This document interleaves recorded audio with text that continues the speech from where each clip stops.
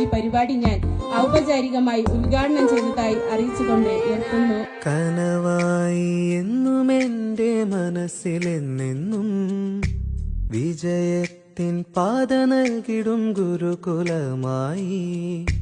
കനവായി എന്നും എന്റെ മനസ്സിലെന്നെന്നും വിജയത്തിൻ പാത നൽകിടും ഗുരുകുലമായി. എന്നും എന്നും എന്റെ കൂടെ, എന്നും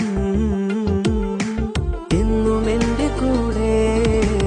എന്നുള്ളിൽ കാന്തി പടരും, എന്നുള്ളിൽ ശോഭ ചൊരിയും കലാലയം, കലാലയം.